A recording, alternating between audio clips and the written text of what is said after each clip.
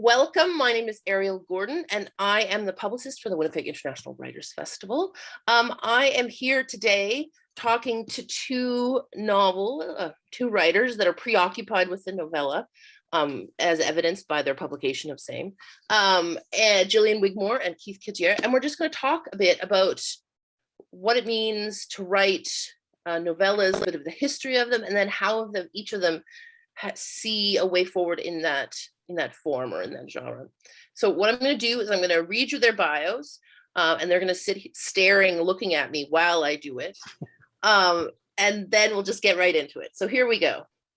A librarian and canoe tripper, Gillian Wigmore lives in Prince George, BC, on the traditional territory of the Lheidli. Thank you. She is the author of 3 books of poems, Soft Geography, winner of the Relit Prize for Poetry, Dirt of Ages, shortlisted for the George Riga Award, and Orient. She's also written 3 books of fiction, a novella, Grayling, a novel, Glory, and her latest book, the one she's bringing to the festival, Night Watch, The Vet Suite. Gillian identifies as a reader, a runner, and a water enthusiast. Now, Keith Cadieux is a Winnipeg-based writer and editor. His debut, the novella Gaze, was shortlisted for the Manitoba Book Award and a Relit Award. He co-edited the horror anthology, The Shadow over Portage in Maine, which was also shortlisted for a Manitoba Book Award, as well as the semi-annual Phantasmagoriana series. That's the longest word ever. Keith, can you say that word so I make sure I have it right? Phantasmagoriana. Oh my God. Do it again, one more time. Phantasmagoriana. Okay, Phantasmagoriana series, published by the Winnipeg International Writers Festival. His short fiction has appeared in various Canadian fiction venues, including Grain, Pray Fire, and ELQ, and has been translated into French. He lives with his partner, Lindsay, in a little house with a big dog named Bear. And the book that Keith is bringing to this festival is 2021's Signal Decay, which is part of At Bay Press's From the Heart series. And I'm just going to hold it up. I'm going to hold up both books because they're beautiful in their own way. Just little books, but really gorgeous. Now, I just want to say a little bit about At Bay Press's series because it's from this particular series called the From the Heart series, which, according to the website, the focus of that series is to bring short works to the trade in a small, well-designed, inexpensive book format. So they accept short poetry collections, literary short fiction stories, genre fiction short stories, nonfiction short works, short essays, and graphic novellas.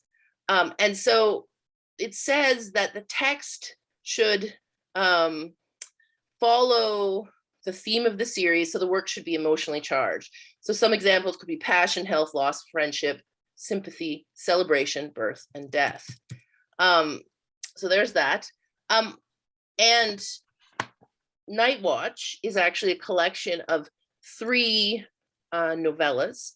Invisible Publishing calls it poetic novellas.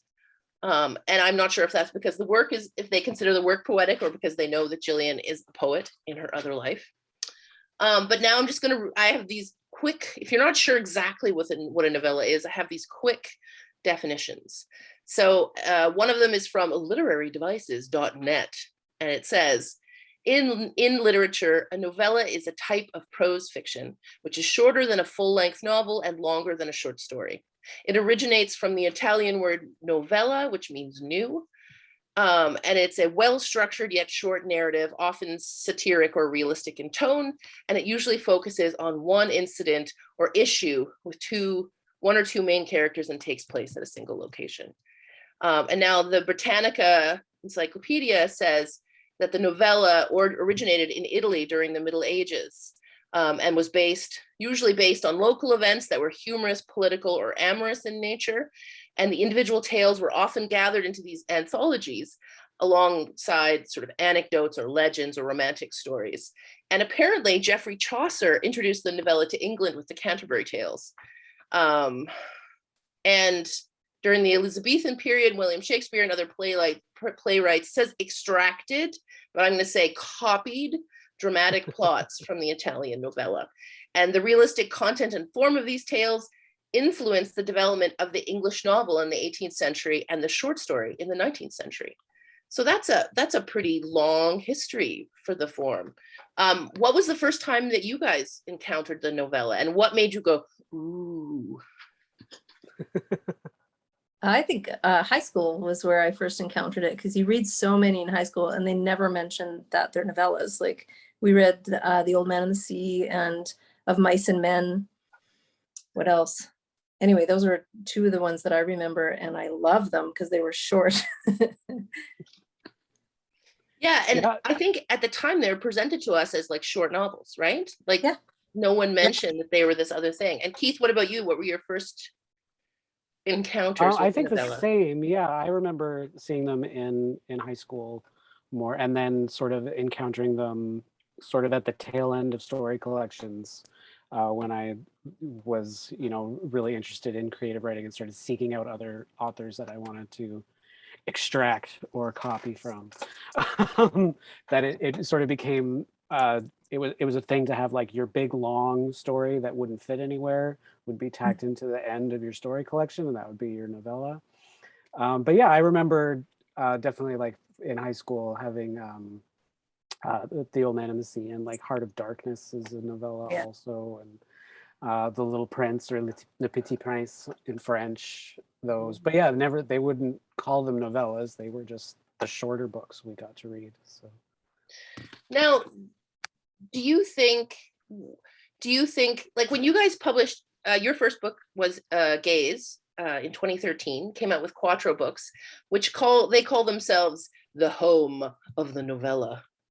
And you have published poetry first, Gillian, but what I'm curious about, like the moment when you published your first books that had novellas in them, and you first started taking them out into the world, like what was the response you got from other writers or from, you know what I mean? Because Yeah, it's I a got serious thing. it is. I got the warning against it for sure. Other writers I knew said, why don't you just call it a short novel? Or because I wanted to publish Grayling as its own piece. That was really important to me, because I'd used The Old Man and the Sea as a structure. And so I had used, I'd parsed it all out. I decided when things were going to happen. It made a lot of sense to me to publish it as a solo piece, but the uptake was not, it wasn't that enthusiastic. What about you, Keith? sure. Sort of the same. Like I think I had gotten advice to just hold on to it and put it in a collection rather than send it out on its own. But also like there was some, I don't know if excitement is the right word, but like surprise that there was a venue for these shorter things now, that there was someone who was putting them out. I Yeah. think that's just sort of increased over the last 10 years or so. So who's publishing them? Because I'm not aware of this part of the literary landscape. So who are the publishers that you're seeing that are doing more and more of them? Well, ECW has put out a few now. Talon Books and Coach House are doing some. There's actually quite a few of them are translated from French, because it's much more common in French to have that length of work. So I find there's quite a few that are being translated into English, and they're just keeping that form of they're just very short novellas, and they seem to be doing well with English, like with Anglophone audiences now. So there's clearly a market for it. So I read you the definition, the sort of broad definition of novellas that has come down, but how would you two define a novella? Like, is it page length? Is it form? Like, what makes a novella a novella? I guess would be my question. For me, it's length for sure. That's the first thing. If it's over 10,000 words, it's not a short story anymore. Nobody, like the magazines, it's really hard to place a story that's more than even 5,000 words. So you're writing something big. You're like, oh, it's a novella again. Oh no. But it's so much fun to write, right? Like for me, they do have a tie to poetry for sure. Like the constraints are really pleasing. So for me, I kind of want I want to know what's going to happen when you meet the character, and it's not all going to change. You kind of know how it's going to end up, and that feels very good for me because it's quite hard to work within. So there's a big challenge in it. And also when I write a novella versus writing a novel, when I write a novel, I feel like I'm walking around with a giant pyramid on my head. Like I'm trying to keep everything all together, and it's like, it hurts. And with the novella, it's like I'm holding it all within my body. It's all contained. I know what's going to happen, and it feels good. Mhm. I think, yeah, like the main element is the length of it, and I think, like Gillian, you just mentioned, you can feel it when a story is like, there's that oh no moment that it's not going to fit in a short story, so you can feel that it is something longer. But in terms of like, where would a novella stop, instead of like becoming a novel, because it could just go the other way also, it could just keep going until it's novel length. But my, like a lot of my writing and my main interest is in horror, and for that particular genre, novellas work perfectly, because you can get a little bit of long form storytelling, but it's still something that you could do in one sitting. And so like you can really ratchet up tension and not have to worry about breaking it by like putting the book down. And that would go into Poe's theory also, that like in order for horror to work, it has to be absorbed all in one sitting, that you can't, if your reader has to stop, then the spell's broken and you're done. And the novella just works really, really well for that. And because of the shortened length and the constraints, I think there is, like, on the part of readers, a little bit more flexibility in terms of not getting as wrapped up in ending, or not like, being game for the constraints that like maybe this isn't going to turn out well, for the characters, or it's not going to be super sprawling, it's not going to end up in multiple places, it's very much dealing with one thing in particular, and it's going to do a dive there. Like Gillian, your book, No. the characters are constantly traveling. I know. It's like I've never heard they're road novellas.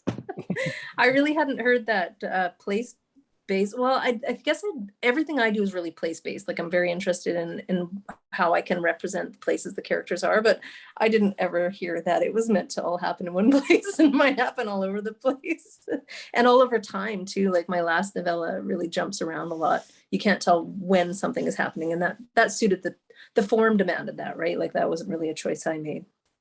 Well, and I think with everything, there's the received knowledge about what a form or a genre is supposed to do, and then there's what you do with it to make it interesting for yourself as a writer. Yes.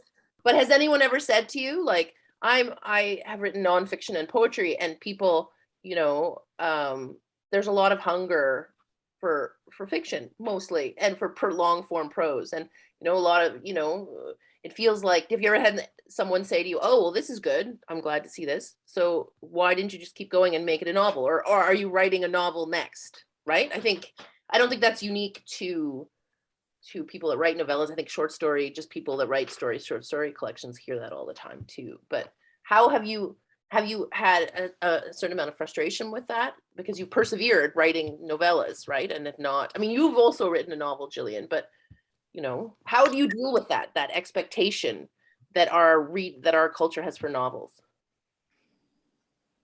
I kind of ignore it. I'm going to write what I'm going to write. Yeah. And it's, for me, publishing is fantastic, but it's got to be secondary, because if I'm thinking about publishing, I can't write. I can only write because I want to write. And the stories that I'm interested in, they fit well in a shorter form. So I'll probably keep going with that. And two, that writing that novel was an uncomfortable process. I might get better at it next time, just having done it once, but I don't want to dive into something so big right now. Yeah. How about you, Keith? Yeah, I think it's far more dictated by the piece itself. Like I don't think I've ever had a situation where I've had to change it in order to meet a certain marketing expectation or what have you. That it's not like, well, make it a novel or it's not going anywhere. Which lots of people like. It's a practical decision. It's definitely needs to be factored into if you're going to be like a novelist or make lots of sales. But yeah, no, I find it's very much the piece itself decides how long it's going to be, and I'm powerless to stop. Oh, the muse, she sat on me. They just like, there's certain stories that like that's just how they work best, and to do anything else with it is to just get in your own way. So to like Yeah. to try to shrink it down to short story length makes it worse, and to try to balloon it out makes it worse. So it's telling you like that there's a very easy middle ground here. So you might as well take it. So what are some examples of your favorite writers now that work on novellas? Or are there other people that write novellas that you look to as I don't know, influences or examples, or negative examples? No, don't tell me about those. But are there any, what are Yeah. your influences in terms of novellas? And who are your peers, I guess? I really love the book, Grief is the Thing with Feathers, but because I'm perimenopausal, I can't remember anybody's names. That was a fantastic novella. Did you? They told me perimenopause can last 11 months or 11 years. Can you believe it? So I'm not going to remember anything for 100. Anyway, so yeah, Grief is the Thing with Feathers was fantastic. Perimenopause, not so much. Mm.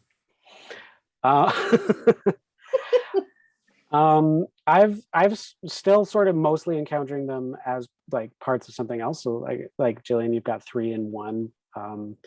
I've Sayward Goodhand has a couple in her story collection, even that Wildest Hope, that would definitely qualify as novellas, but they are part of a larger piece. And yeah, like I was saying, my most of my reading is in horror, so I know a lot of really dark horror novellas. Nathan Ballingrud is someone who comes to mind. He's from the US. But there's just a lot of classic examples too. So like The Turn of the Screw is something that would be a novella. The King in Yellow stories, so something like by Robert Chambers. Like there's 4 stories that all deal with the King in Yellow, but they're all sort of 50 to 70 pages. So yeah, a lot of those are where I do a lot of novella reading, I would say. Mm-hmm. And I remember his name. It's Max Porter, who wrote Grief is the Thing with Feathers. And I really love some older ones too, like Sheila Watson's The Double Hook is a really big influence of mine. That was great too, BC-based novella writer. Yeah. So how do the other things that you write influence the novella? I mean, Gillian, you write poetry and novels. Keith, you write horror. Would you consider Signal Decay horror? Would you consider Signal Decay a novella? I mean, it's short. Is this would this be more of a short story for you? It is very short. I've been calling it a novelette, which is a word I don't know if it's made up, but other people use it. So I didn't make it up, at least, but it may not be a real distinction. I like it. But yeah, it is sort of, that is something where the length is not making it a novella, but the way it's being presented is. So like that it is on its own, printed by itself, is sort of making it into a novella in that way. So I think that's kind of interesting. And that's on At Bay Press that they wanted to do it. And I'm very pleased that they did. And then it's got the images in there as well, so that sort of adds to its package. But in terms of whether or not it's horror, it sort of started that way. It started out as a much scarier idea than it became, and now it's more of a melancholy, like a lament of a story. It's not really scary. I'm aware. It feels kind of more like the weird as opposed to the horrific. Do you know what I mean? Like, and you've kind of specialized in too, though, right? Yeah, like I mean, long-term relationships, they're frightening enough as it is. Yeah. Well, yeah, weird fiction is definitely something that I'm also interested in, and that's sort of like a subset of horror that is sort of less out and out horror. It's more of a creeping sense. They tend to, the quiet horror would be another term that's often thrown around for it, but weird fiction is something where like there's just something off, and it's really hard to sort of pinpoint what exactly it is, but it leaves you sort of feeling unsettled, and that's like the trademark of those kind of stories. So I quite like that a number of people have said that they really think Signal Decay is a weird story. That makes me I'm glad to be in the majority, the majority of people that you like their commentary on the book. So is there anything else about the novella that I haven't mentioned that you'd like don't know, that you think is worth talking about a little? I want to encourage people to do it because it's such a fantastic way to explore a topic. You know, like if you know you're going to end before 100 pages are up, you have to work quite hard in a different way. And it does have this aspect of poetry to it where you can have no extraneous words. The dialogue has to really count. The description has to really count. Everything matters. And it's so much fun to edit a novella too. Just take things out, take things out, take things out. And it can be really sound oriented. It can be different and new. You can shake it up. You know, I feel like people have less expectations for you in a novella.